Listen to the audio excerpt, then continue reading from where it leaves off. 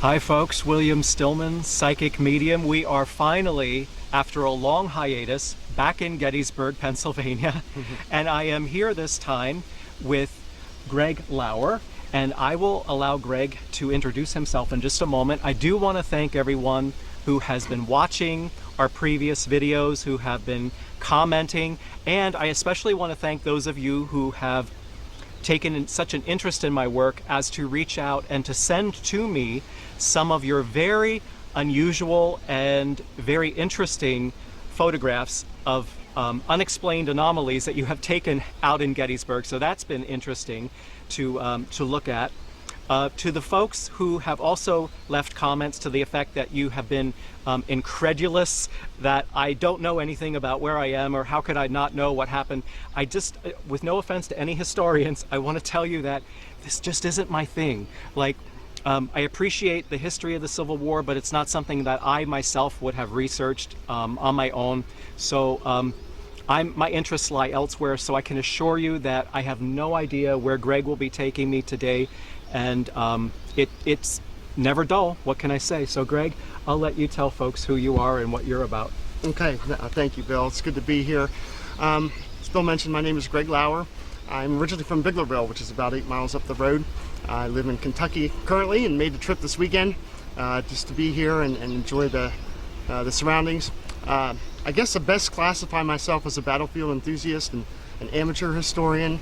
I don't have any books that I've written or anything along those lines, but I love this place. I grew up here, could see the monuments from my parents' backyard, even if it was 8 miles away. So I'm really glad to be here, and I'll do my best to affirm what comes about today. Thank you. Terrific. Thanks. I'm looking forward to it. Me too. So you're bringing us here because this would be the site of a different event or a different activity. Yes, I mean it's all interrelated with this part of the battlefield, but it's definitely different than what happened down there. Okay. So we're in a new location that's above where we had been previously. And let me see what I can pick up here.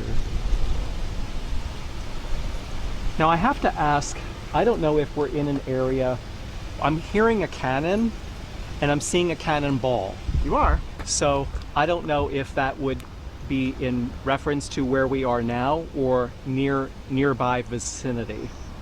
Yes and yes. Okay, because it feels to me like where we are would have been very awkward and cumbersome to have moved a cannon to the area, but I gotta say what I see. Yep. So that's what I'm picking up. That is absolutely and it is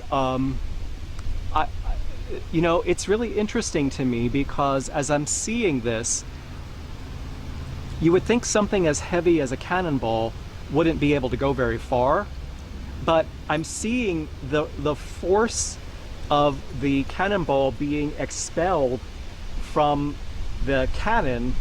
It's taking out pieces of tree on its way to where it needs to be. And I just saw somebody's arm taken off as a result of this. I mean, it's brutal.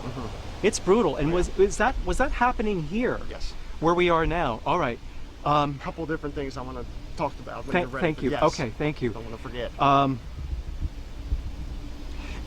I have to tell you that this, where we are now, feels a lot more intense than where we had been previously down below. It also feels to me as though what was happening here or in this vicinity was more prolonged than what we were experiencing down below. Yes. So what we were experiencing down below, I believe the word I used was skirmish, sort of like this quick burst, but here it feels like it is like 24 hours or more, I want to say. It feels like it's prolonged. Definitely prolonged. Thank you. Okay. Oh my, I'm tasting blood in my mouth. There were quite a few casualties here, correct? Yes. Now, it's interesting because I'm being shown, and I don't know if you can verify this, that there were people in trees as serving as lookouts. There were people shooting from trees. Interesting. There are also people, men obviously, hiding behind some of these very large boulders. There's sort of like, this is interesting, and I don't know if this is true or if you can verify this. It's almost like there's a primitive thought of camouflaging. Oh yeah. Is that true? Yeah. Well, it. As dead leaves just fall from the tree right in front of us. We can use them to camouflage. But was that part of the agenda or the scope of what would have happened? Well, it was pretty brutal. So any cover that they could get, and there were, yes, absolutely stories of one of the sides hiding behind boulders as they were attacking the other. Thank you. Big time. But also anything with respect to men in some way camouflaging themselves with maybe mud or dirt on their face, for example, or I can't imagine that they would put leaves on themselves, but anything to that nature. Was it anything thought out like that? I'm not aware of that, but that doesn't mean it didn't happen. So let me check on it. Thank you. I also feel as though there was not far from us an encampment. Yes. Because I'm smelling food. Oh. Okay. So I want to say behind us, more or less in that direction. Would that make any sense to you? Close by. Like within walking distance of here. Now it shows like there's a little sort of a grove area, or an indentation area there. So I'm being pulled back out that way. Do you know anything about that? No. You can say no. No, It's okay. I don't. No, because it's tough because certainly the soldiers would have been given rations and things like that, but certainly there were encampments farther out, different spots of the battlefield, but not here. So I was trying to weigh in my mind if you're talking something bigger or smaller. No, not here where we're standing, but within walking distance. And I'm being pulled out that way. Probably not during the actual battle. Okay, fair enough. To the extent that I think you're expressing it. Fair enough, thank you. I'm also seeing, now this would be one of the higher ranking men. Would they have had use for a compass? Oh yes. Because I'm seeing one of these men, and I don't know how, I'm being told that the use of the compass was strategic in plotting their trajectory. Would that make any sense? So I'm being shown the Sure. compass. There's a map of the area, and I'm being shown that the actual use, and I think it's a compass, or would there have been another kind of handheld device that they would have used to calculate or to plot where they would be based upon looking at the map and using this handheld device? I believe so. I almost want to say, this is yeah. crazy, I almost want to say it's like a primitive GPS, which would be a can see compass, but that's what I'm seeing. Do you know of any device like that? The artillery, the cannon walls that you were referring to earlier, yeah. would have triangulated where they want the shells to explode, and they look out in the distance and they say, okay, that looks like it's about 5 seconds away. But they probably had tools to which to do that so that they can triangulate where they want that to happen. And I'm sure there'll be people watching who are also historians like you are, who can maybe chime in Please. and help us with some of that as well. Yeah, don't hesitate to correct if I'm inaccurate. But yeah, it's funny because I was actually talking to somebody else about something very similar to that earlier this morning. Very interesting. Very interesting. I just don't know what the device is called, but I think that there is a device. I believe so. And- a site of some sort. Okay, and to your knowledge, would it be in some ways similar to a compass? I don't know. Okay, all right. Not sure that I'm picking up anything else here. This also feels like there would have been hand-to-hand combat. Here there was. Right here. Yes. Because I'll tell you why I'm saying that. Because I'm seeing, and maybe Tim, our videographer, Tim McGowan, can pivot a little bit to show the rocks here. I'm actually seeing one man pin another man up against one of these rocks. in Yes. Mortal Kombat. That could have Mortal happened Kombat. here. Mhm. Something like that could absolutely have happened here.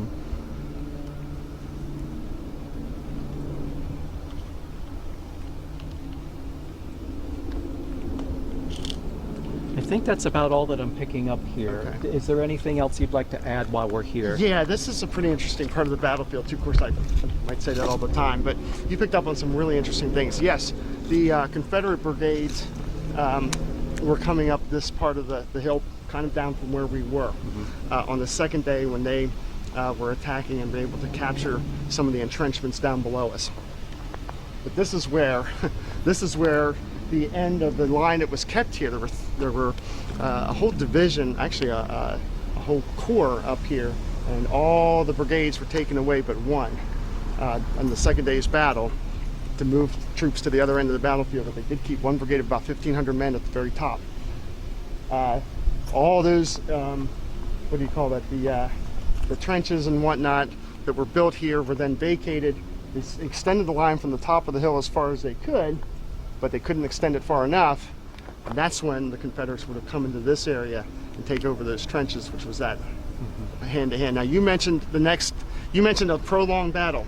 The longest stretch of the Battle of Gettysburg in terms of time of sustained fighting was here at Culp's Hill. Right here. Okay. 7.5 hours on July 3rd. Oh my gosh. Yeah. Well, that's not the 24 hours I was However, the battle here started the evening of late afternoon rather of July 2nd, and would have gone, no, it would not have been 24, but it was certainly it was 7 to 7.5 sustained, but there was stuff happening late in the later in the afternoon and evening of the 2nd into pick back up around 4:30, 5 o'clock in the morning for 7 hours. Now I want to tell you, I'm smelling gunpowder Sure. here, but I'm also smelling something that smells different, but is still of the same consistency. So I don't know if something different would have been used to expel the cannonballs from what they would have been using in their rifles. Not sure. Okay. But you did mention the cannon. I want to talk to you about that too.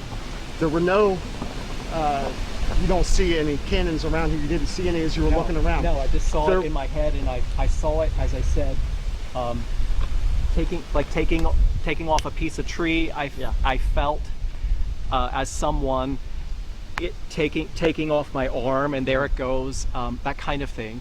And you mentioned it would have been very not conducive to bringing Cannons artillery up here, yes. There may be some at the top, I'm not sure. But here, the Union again had this really interior lines. They were able to move troops around a lot easier than the Confederates were.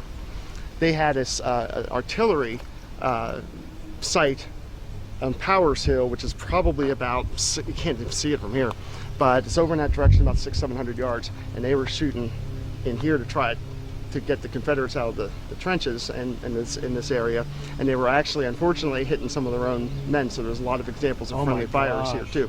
But that especially happened down, we're kind of in between where we just were and up here, but it most certainly would have been, they would have been firing close to this area. Yes. The cannons. Oh, yeah. Got it. And there was all sorts of stories of just the trees just being limbs falling. Thank you. People would have been killed and were killed by limbs falling on them. That's what I needed to hear. It hitting the trees and so on. Yeah, there was a lot of that. So what I'm wondering, Greg, is if what I was hearing as thunder down below was actually the sound of the cannons. There would have been, yeah, that could very well have been. You would have definitely heard that.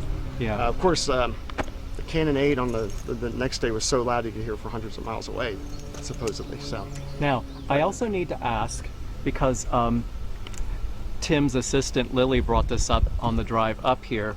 We were talking about witness trees, and I feel like we're in a grove of, there's a circle of witness trees around us. Interesting. Yeah. I do know of some witness trees on the battlefield, and where we go next, we will drive by one of them, for sure. Yes, there are a number of them around. Okay. All right. Thank you. Okay, very good.